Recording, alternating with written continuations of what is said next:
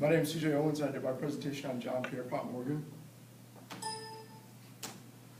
So, a little bit of background on Morgan's family and Morgan himself.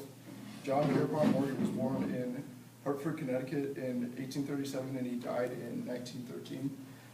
He married Amelia Sturgis, who died 4 months after their marriage, and then 3 or 4 years later, he remarried Frances Louisa Tracy, and they had 4 children. His relatives, James Pierpont, was a founder of Yale, and his uncle, James L. Pierpont, wrote Jingle Bells. His father was a partner in a London-based merchant and banking firm, and his grandfather was the founder of Aetna Insurance. JP's beginning, his father wanted him to only deal with banking because he thought that it was a safe bet and that he didn't want any other risk to lose money.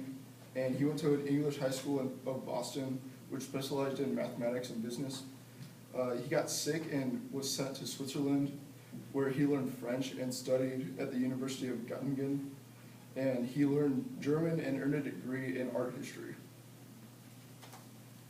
His business ventures, during the building of America's railroad companies, they began to have financial instabilities, and JP gained control of certain groups and eventually seized 1/6 of America's railroads.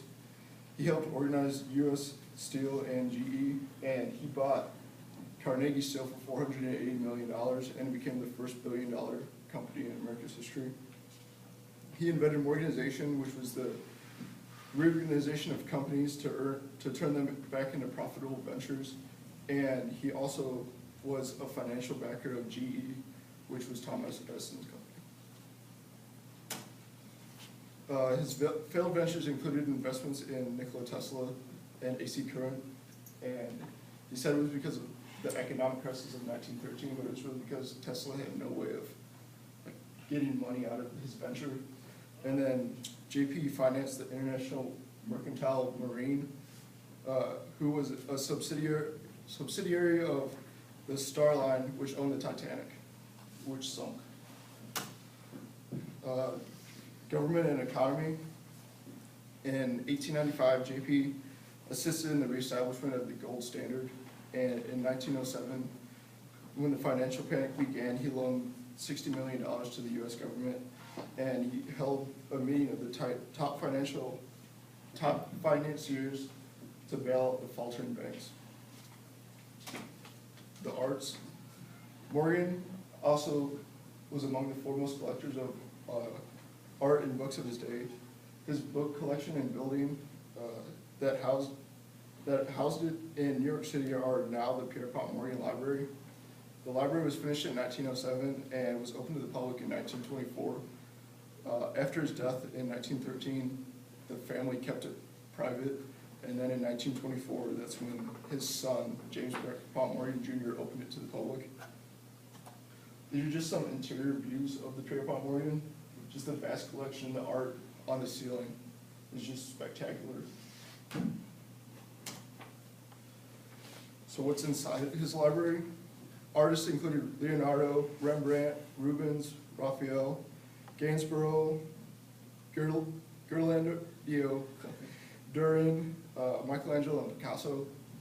And literature included 3 of the original Gutenberg Bibles, an original manuscript of the Christmas Carol by Charles Dickens. His music collection consisted of autographed and annotated librettos, which are just notes of music and scores from Beethoven, Brahms, Chopin, Mahler, Verdi, and Mozart's Hafner Symphony, which is number 35 in D major. So JP's legacy, when he died in 1913, he was in Rome looking for art to add to his collection, and when he came back, when his body was shipped back to the U.S., the New York Stock Exchange shut down till the afternoon.